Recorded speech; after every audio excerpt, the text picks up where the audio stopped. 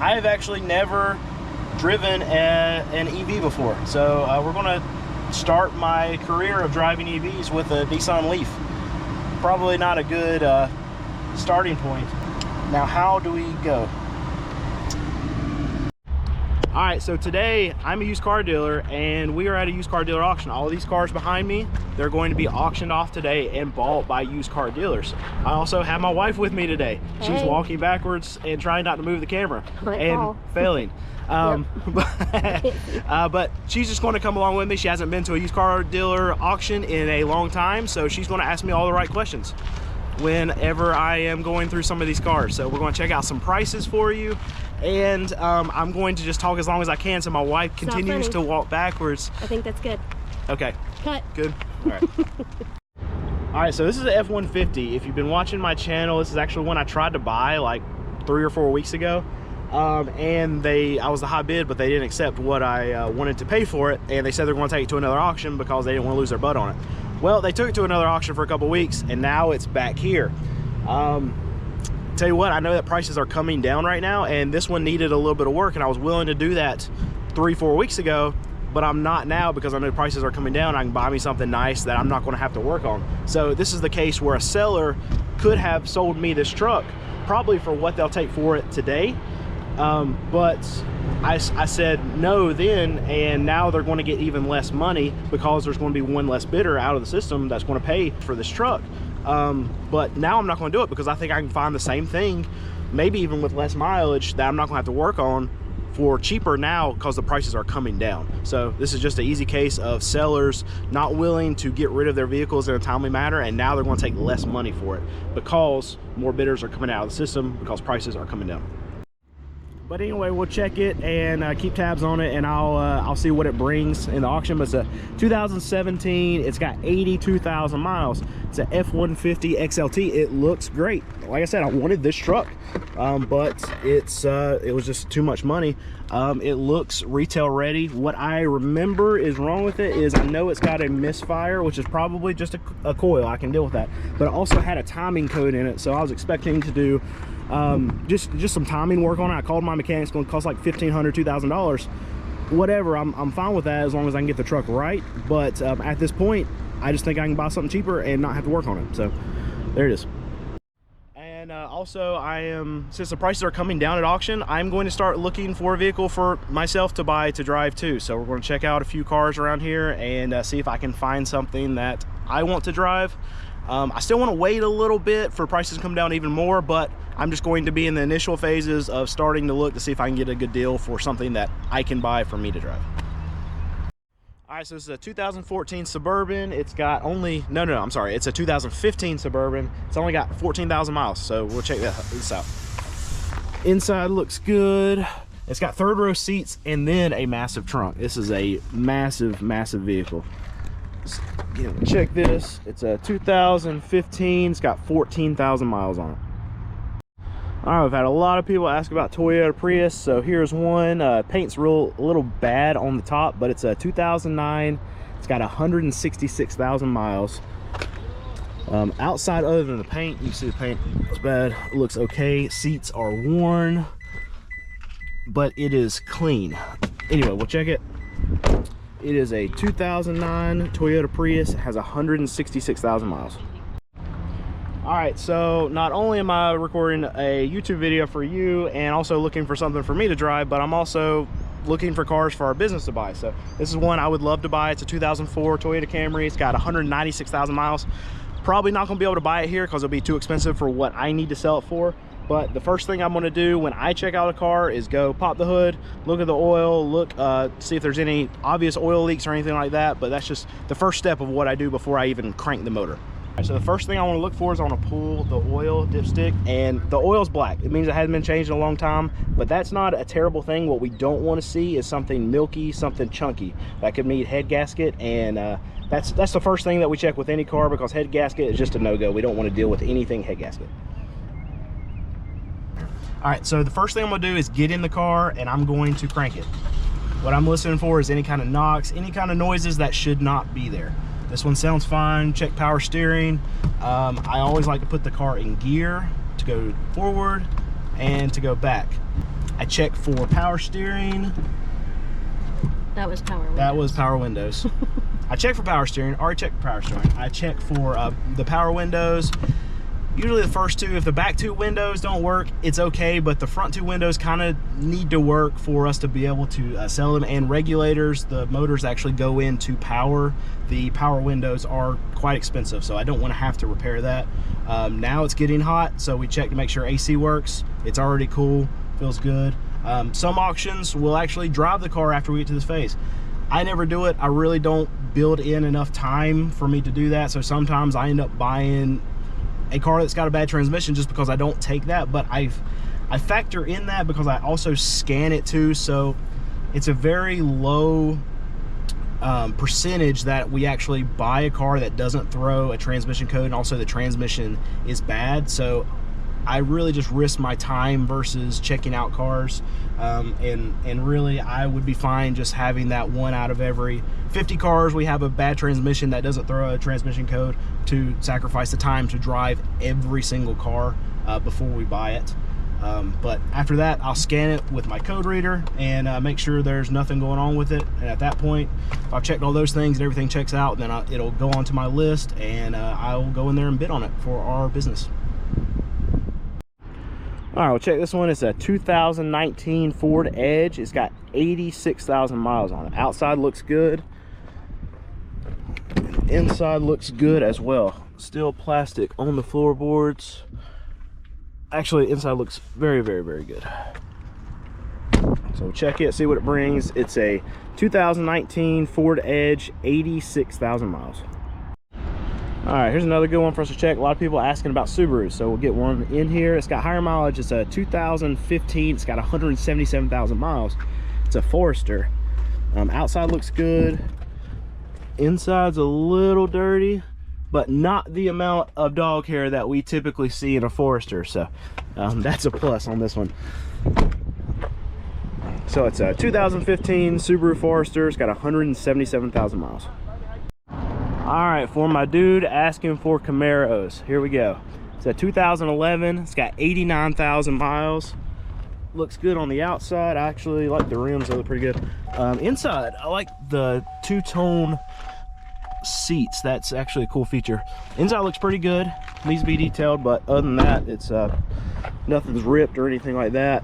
It's a 2011 Camaro. It's got 89,000 miles. All right, 2017 Audi. It's a Quattro 2.0 turbo. Outside looks great. There you go. Inside looks fantastic also. This is a nice car. Oh, hit my head. All right, 2017 Audi, 66,000 miles, 2.0 turbo. All right, a lot of people asking about Mazda, so we'll check this one. It's got higher mileage. It's 179,000 miles. A couple little bad spots here. It's a 2015 Mazda 6. Outside looks good. Other than that, there's a couple little spots. The inside actually looks good. Leather seats. Needs to be detailed, but not terrible. So we've got a 2015 Mazda 6 with 179,000 miles. I'm trying to make a note that whenever I see an EV, I get you guys the price on it. A lot of people have been asking for them. I don't see them a lot, but every once in a while they'll pop up, especially at these smaller auctions. You don't see a whole lot of EVs because they're just not built to be able to support a lot of EVs here. But this is a 2012 Nissan Leaf. It's got 50,000 miles. Outside looks good. Inside also looks good. Seats are just a tiny bit stained on in the back, but overall I'd say it's pretty good. It's a 2012 Leaf. It's got 50,000 miles. The key's right here. Detect the key. There it goes. Oh, we got it. It's playing a little song. Oh, we don't need to have any songs on. No, just a little. It wasn't a song, sorry. Look, it's already cold. Yeah. So it's a EV. It doesn't have power seats. There we go. All right. So we're getting in this car because, believe it or not, I have actually never driven an EV before. So we're gonna start my career of driving EVs with a Nissan Leaf. Probably not a good starting point. Now, how do we go?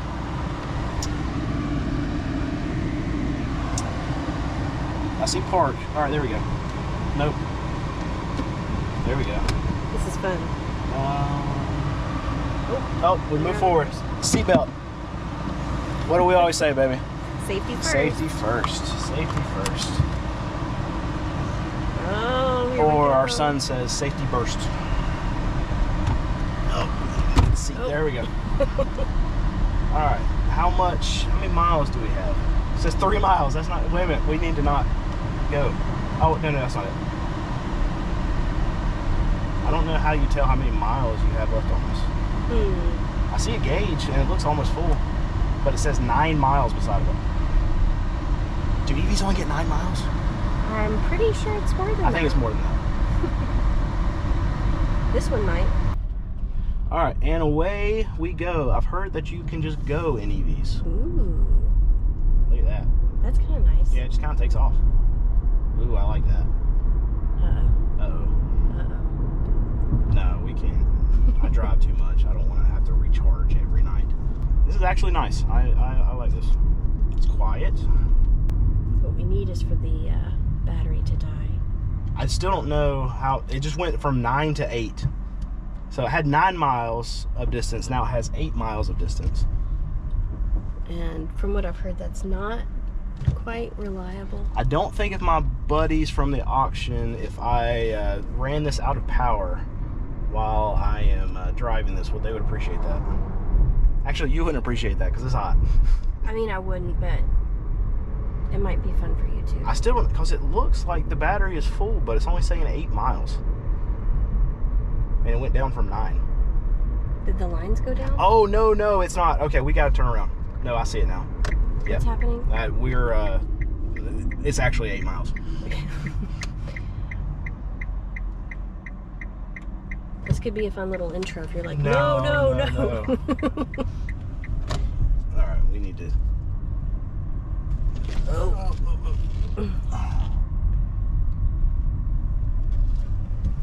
So it's weird because they have like a full gauge over here on the left. I see. I wonder if that's like the battery's health, maybe.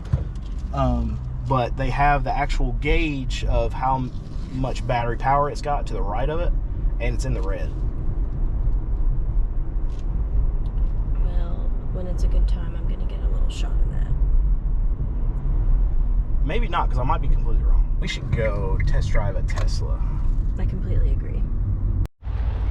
So this is a thing that happens quite a bit. I'm here, I'm prepared to buy. I know that prices are coming down a little bit, so I'm not trying to not buy any cars today. But the kind of cars that we buy, there's only 2 of them here, and they're both Toyotas, so I think they're going to be probably way more than what I want to pay, because I want to be able to buy cars right now that I can sell for $3,500 or under.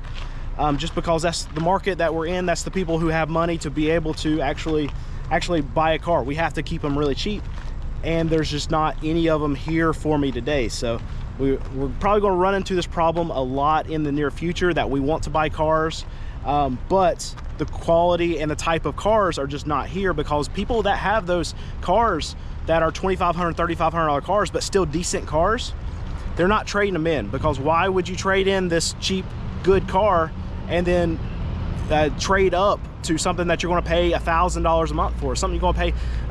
The last average monthly payment I saw for a new car right now is like $713.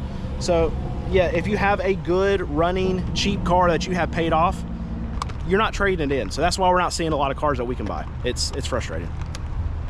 It's sale time. Let's go. Get us up.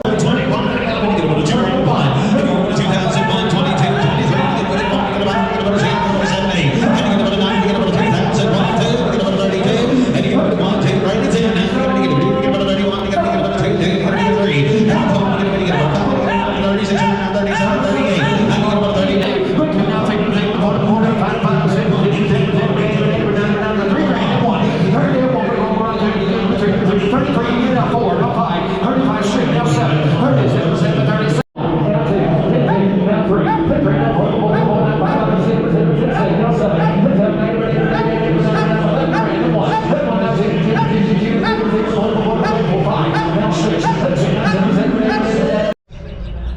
right, well, I know I said I wasn't going to bid on it, but it started at $10,000. I'm sorry, I messed that up. Yeah.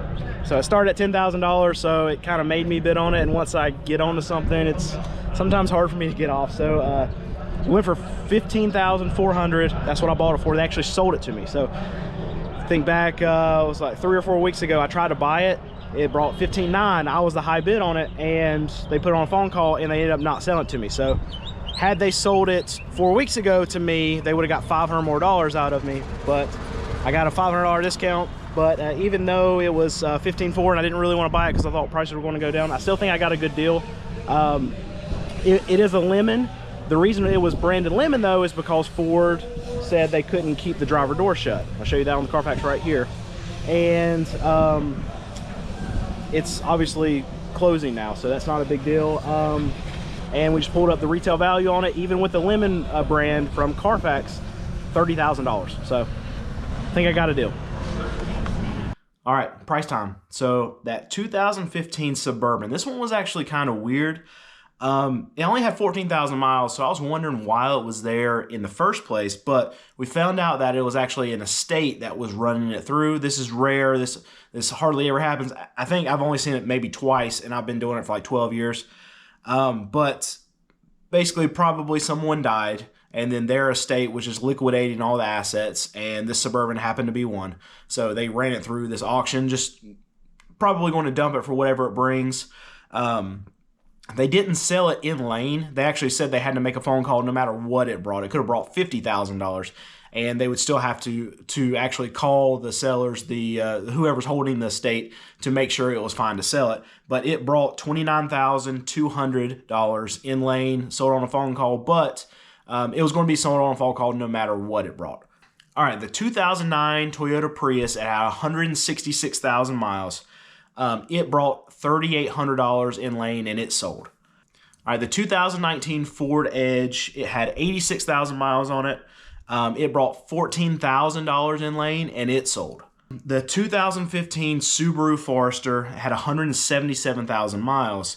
It brought $5,600 in lane, and it sold. The 2011 Camaro, shout out to my dude who always wants me to check Camaros whenever I go through. It had 89,000 miles. It brought $12,200, and it sold. The 2017 Audi Quattro, the 2.0 turbo, had 66,000 miles, and it brought $19,000, and it sold. All right, the 2015 Mazda 6 had 179,000 miles. It brought $6,600, and it sold. All right, so my truck. It was a 2017 F-150. It's got 82,000 miles on it. As you know by now, I bought it. It was branded lemon. They announced that in lane, so that's why it was so cheap. I did the research, looked it up, and pulled it up on Carfax, and it said that Ford could not fix the driver door not being shut. So they branded it. They bought it back from the customer, and it was branded lemon. I've never benefited from Ford's lack of quality until now, so it's nice to be on the other side of that for one time. All right, so 3 weeks ago, I was the high bidder on that truck for $15,900. They put it on an if bid. They put it on a phone call, meaning they had to call the seller and try to put a deal together or whatever. And the seller called back to the auction, and they let me know that no, they needed $20,000 for that truck. So I even stepped up, and I like the truck. It's a nice truck. I say, you know what? I'll pay $18,000 for it if you want to sell it. And they no-sold it. So fast forward 3 weeks later, we're here today, and I was a high bidder for $15,400 on that truck. They sold it to me. So they could have made almost $3,000 more 3 weeks ago if they would just cut it loose, and they didn't do that. They waited. They actually ran it through another auction for the last 2 weeks. I'm assuming the same thing happened. They probably brought 14,000, 15,000, somewhere around there, and they just kept no-selling it, trying to get more for it, and they couldn't do it. So now they brought it back to this auction, and they probably said, you know what, we're tired of looking at that truck. Whatever it brings, just sell it. And I just happened to be the lucky one that was the high bid on it this week. It didn't bring as much as it did the previous time because probably another buyer actually saw it a few weeks ago that was bidding against me and was like, you know what, I know they want crazy money for it, so I'm not going to bid on it. So this is how dealers end up losing money when they hold on to inventory. There's a saying in the used car world, in the auction world, that says first money, best money. That means when you run your car through auction, that's when it's going to bring the highest amount of money. And this is a prime example. I could have actually bought this truck for $18,000 if they would have sold it to me a few weeks ago. And they didn't want $18,000 for it then. They said they were going to be losing too much. But you know what? They sold it to me for $15,400 today, and they probably lost their butt on that truck. And I'm happy to have it. I might have to do a little bit of work to it. I actually drove it home and it drove great. It was missing just a little bit at idle. So I'm hoping I'm not going to have to do any kind of timing work to it. I think it's just going to be fixed with a coil and an oil change, but we'll see. But even if I have to put substantial money into this truck, I'm still good on it because the retail value, even with the Lemon brand on it, was somewhere around $30,000. But you can see how much that can dictate the difference of what a dealer will pay for it. Again, I looked it up. It was only the door. That's all it was. And that was 80,000 miles ago. Obviously, that problem has been fixed, and it's just a brand on the title at this point. But if that truck did not have that Lemon brand, I would assume that it would bring probably $10,000 more than what I paid for it today. So I get the benefit of a truck that's a lot cheaper than I would have had to pay had it not had this issue a long time ago that's obviously already been fixed. And that 2012 Nissan Leaf that me and my wife drove, it was actually one of the last cars to go through the auction, and me and my wife did not want to wait, so we just left. I texted one of the guys who works at the auction to get me a price on it, so I should be putting that right here. All right, so just real quick on my truck, we got it to the shop, had the timing checked, it's all fine. We're going to put a coil in it, we're going to get a tune-up done to it, we're going to change the oil, and I'm going to get a really good detail job done to it to get all the previous owner's farts out of it. And I'm going to have a 2017 F-150 XLT four-wheel drive 5.0 with 80,000 miles for under $16,000. I think it's still of a deal. That sounds dumb. I think I stole the truck. I think I did a good job. But let me know down in the comments if you think I got a good deal on it.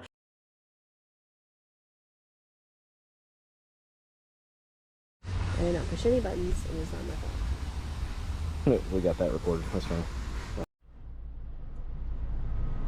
Is that what you want? Is this interesting? Look at Brandon actually checking out the car before he buys it. I'm waiting on the scan. She thought we needed to put this in because people need to see that I'm actually scanning the car, because I'm a used car dealer and you don't believe anything that I say. Nope. My wife doesn't even believe anything that I say. Okay, that's not going in. Yeah. It's not true. Still waiting. I'm really glad this car has AC.